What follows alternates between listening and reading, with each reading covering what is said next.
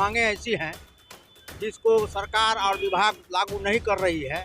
पे कमीशन जो कमलेश चंद्र कमेटी का रिपोर्ट था, उसमें जो इंक्रीमेंट देने की बात थी, एक्स्ट्रा इंक्रीमेंट माने बढ़िए ग्रामीण डाक कर्मचारी को, वो अभी तक लागू नहीं। जिसकी बहाली हुई है शिक्षक का, शिक्षा मित्र का, जिसका 11 महीने का मात्र एग्रीमेंट था, और हम लोगों को 3 घंटा 4 घंटा वाला में रूल 3A में उलझा करके, जो ये तो अंग्रेज जमाने की बनी हुई है ग्रामीण डाक विभाग। जब अब कार्य पद्धति में पूरा सुधार हो गया तो हमारे वेतन में, हमारे स्ट्रक्चर में, हमारे काम आ जा रहा है।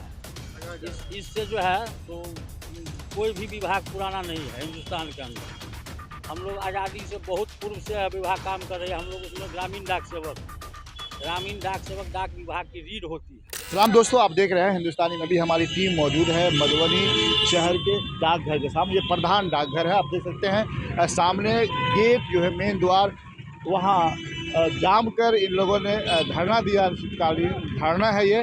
और हम बता दें कि आपको ये धरना है राष्ट्रीय ग्रामीण डाक विभाग के कर्मचारियों के द्वारा दिया गया, तत्वाधान में है। हम बात करेंगे आखिरकार धरना देने की नौबत क्यों आई है और अनिश्चितकालीन धरना क्यों दिया जा रहा है।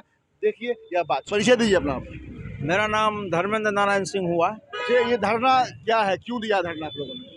धरना इसलिए दिया रहा है, ये अनिश्चितकालीन हड़ताल है। इससे पहले धरना का कार्यक्रम जो है सो पहले से चल रहा है। लंबे समय से कुछ मांगे ऐसी हैं जिसको सरकार और विभाग लागू नहीं कर रही है।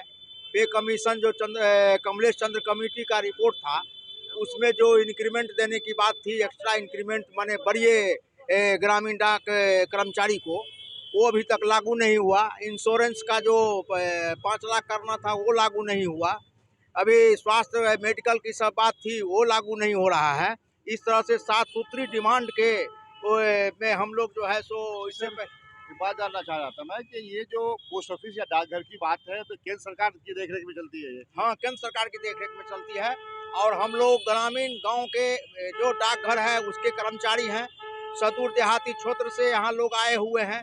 और ये जो हड़ताल है वो देशव्यापी है, राष्ट्रव्यापी हड़ताल है। केंद्र सरकार जहाँ हर तरह के कर्मचारी को सुविधाएं देती है, साल में इंक्रीमेंट मिलता है और अन्य मांगे जो है वो भी पूरी करती है, वो क्या आप लोगों के साथ ऐसा क्यों नहीं किया जा रहा? ऐसा के सरकार द्वारा गठित कमेटी था, वेतन आयोग का रिपोर्ट जो आया उसमें से कुछ लागू हुआ और कुछ लंबित रह गया। ये लंबे समय से लड़ाई चल रही है। 4 घंटा और 5 घंटा के बराबर हम लोगों को वेतन दिया जाता है और 10 घंटा 11 घंटा ड्यूटी लिया जाता है और ऊपर से टारगेट भी दिया जाता है जो आप फलना काम कीजिए, चिलना काम कीजिए। इसलिए हमारा ये भी मांग है जो आप हमको 8 घंटा का कार्यभार दीजिए।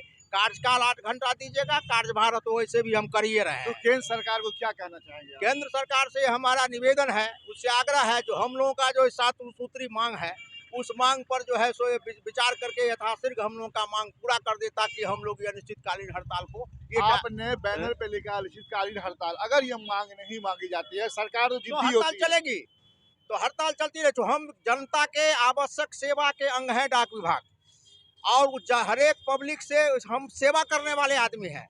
एक उसका साधन है, हम माध्यम है।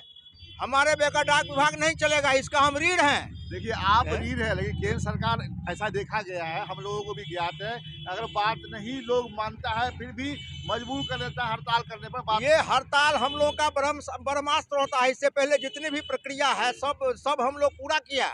जब नहीं हुआ तो लाचारी और मजबूरी में ये हड़ताल पर आना पड़ा, स्ट्राइक पर आना पड़ा है। वो भी इंडेफिनिट स्ट्राइक होगी, मांगे माने जाने तक। जब तक पूरा नहीं होगा स्ट्राइक चलता रहेगा। ठीक है, धन्यवाद। और भी कोई साथी बात करेंगे? परिचय दीजिए अपना। राजेश कुमार झा। राजेश जी, आज फिर अनिश्चितकालीन धरना शुरू हो गया। ये राष्ट्रव्यापी लिखा हुआ, राष्ट्रव्यापी हड़ताल, क्या ये पूरे देश में है? पूरे देश में। केंद्र की सरकार को क्या करना चाहिए? हम लोग का 8 घंटा का दर्जा देना चाहिए, और क्या डिमांड? 8 घंटे का दर्जा देना चाहिए। अच्छा ये बताइए कि केंद्र के अंदर आता है, बिहार सरकार की बात तो है नहीं इसमें। केंद्र सरकार हमेशा देखिएगा कि साल में इंक्रीमेंट करने की बात करी जाती है, अलग अलग कर्मचारियों का बढ़ाया भी जाता है। ऐसा नहीं है कि केंद्र सरकार बढ़ोतरी नहीं करती है, बढ़ाती है। ऐसा लग रहा है आपको कि ग्रामीण जो डाक विभाग है इसके साथ सौतेलापन शुरू होता है? सब दिना होते आया है, सब सौतेलापन आज भी वही हो रहा है। आज भी यही हो रहा है। क्या नाम है आपका सर? मेरा नाम प्रदीप कुमार चौधरी। क्या कहना चाहेंगे चौधरी जी आप? मेरा कहना यही है कि हम लोग की जो मांगे हैं ना वो पूरी जायज है, इस कोरोना काल में जो लोग घर से नहीं निकल रहा था, यहाँ तक कि आप बैंक में भी देखे होइएगा कि बल्ला लास्ट में बल्ला से जाम कर दिया गया, वहाँ भी कोरोना पॉजिटिव हो गया। और हम लोग सभी बैंक का निकासी ग्रामीण डाकघर में बिना बीमारी का परवाह किए हुए, लोगों से बिना छुआछूत का भेदभाव किए हुए और हम लोग सेवा देते रह गए। इसमें हमारे कितने साथी जान से भी गए। और कल जिसकी बहाली हुई है शिक्षक का, शिक्षा मित्र का, जिसका 11 महीने का मात्र एग्रीमेंट था, और हम लोगों को 3 घंटा 4 घंटा वाला में रूल 3A में उलझा करके, जो ये तो अंग्रेज जमाने की बनी हुई है ग्रामीण डाक विभाग। जब अब कार्य पद्धति में पूरा सुधार हो गया तो हमारे वेतन में, हमारे स्ट्रक्चर में, हमारे काम में सुधार हो गया है, तो हमारे वेतन में हमारे बाल बच्चे का, हमारी बाल बच्चा की पढ़ाई लिखाई होनी चाहिए कि नहीं? बहुत जरूरी है। सर क्या परिचय हुआ आपका? मेरा नाम रंजीत कुमार झा है। क्या कहना चाहेंगे? आज से अनिश्चितकालीन हड़ताल है डाक विभाग मैंने आज से हड़ताल है, हम लोग को बहुत दिन से ठगा जा रहा है। इससे जो है तो कोई भी विभाग पुराना नहीं है हिंदुस्तान के अंदर। हम लोग आज़ादी से बहुत पूर्व से विभाग काम कर रहे हैं। हम लोग उसमें ग्रामीण डाक सेवक हैं। ग्रामीण डाक सेवक डाक विभाग की रीढ़ होती है और बहुत बार हम लोग को ठगा जा रहा है। हम लोग का जो वेतन और जो सुनिएगा तो आपको भी आश्चर्य होगा जो इन लोग के साथ इतना अन्याय क्यों हो रहा है। हम लोग इस बार करो या मरो पर लगे हुए हैं।